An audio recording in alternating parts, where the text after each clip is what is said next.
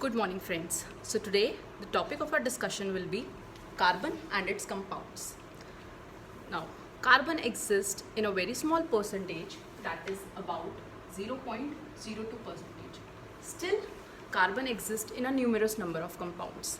That why we have to study a lot about carbon and not any other element, because carbon is the only element that shows its versatile properties, that it can bond with numerous number of compounds. See, the atomic number of carbon is 6. According to this atomic number, now if we have to distribute these 6 electrons in different shells, how will distribute? We'll distribute these 6 electrons in K and L shells, as K shell will get 2 electrons and L shell will get 4 electrons. Okay? According to the Bohr's rule, that any shell can possess maximum electrons according to the rule 2n square. So the K shell will possess maximum of 2 electrons, L shell will possess maximum of 4 electrons. Now according to the octet rule, any element that needs to get stabilized, either it should possess 8 electrons in its outermost shell or it should possess 2 electrons in its outermost shell. Means either its octet should be completed or its duplet should be completed. Now for carbon, how that possibility is there? If it will lose 4 electrons, it will get its duplet completed, and if it gain 4 electrons, it will get its octet completed. But both these things are not possible.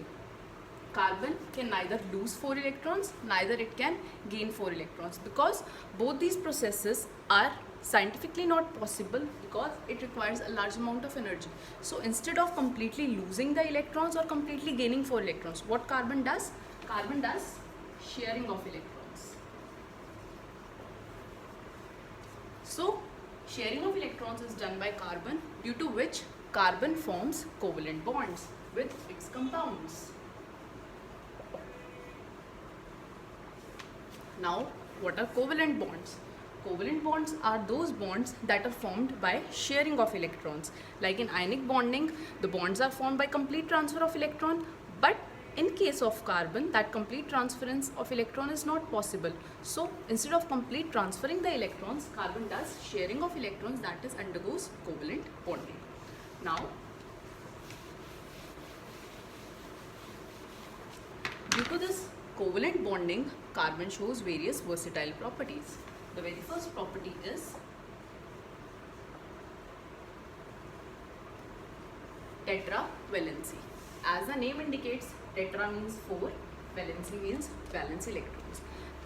I just explained earlier that carbon has 4 electrons in its valence shell. Since carbon has 4 electrons in its valence shell, so it can neither gain the 4 electrons, neither lose the 4 electrons. So what it does, it shares its 4 electrons, and because of that sharing of 4 electrons, carbon is tetravalent in nature. For example, we have a compound CH4. CH4 is our compound. How carbon forms this compound? We'll discuss the name of this compound in the later part of the video, but for now on, we'll just discuss how carbon forms covalent bonding, how carbon shows its tetravalent property with this compound. See, carbon has 4 electrons. In our 9th standard, we have already discussed how we can draw our electron dot structures. So, carbon has 4 electrons in its outermost shell. These outermost shell electrons will be represented by the dots. There are 4 hydrogen atoms.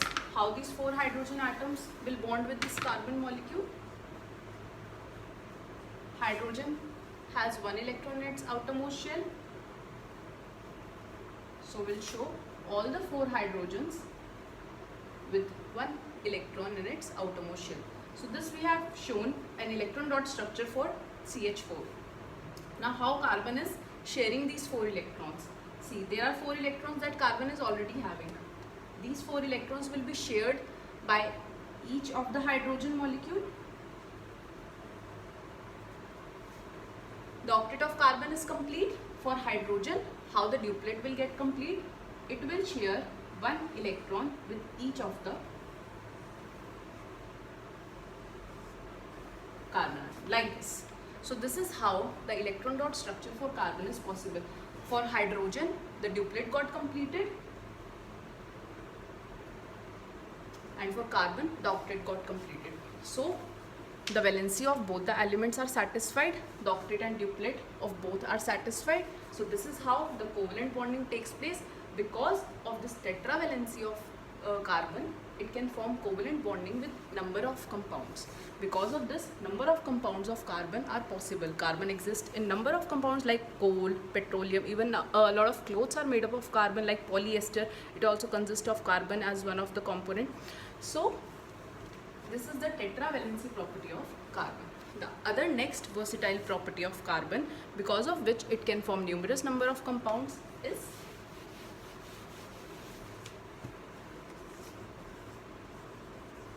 catenation. Now, what is catenation? Catenation is the self-linking property of carbon.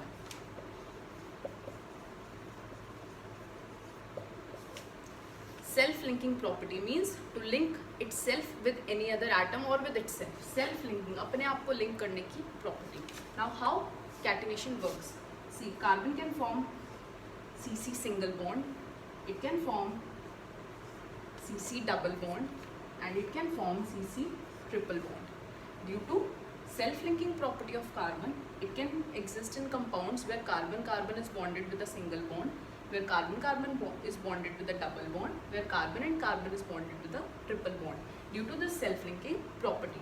Apart from this, its bonding with carbon, it can form bonds with other compounds as well. For example, carbon dioxide. In carbon dioxide, carbon and oxygen exist with each other with a double bond between them. So, due to this catenation property or self-linking property, carbon shows its versatile nature.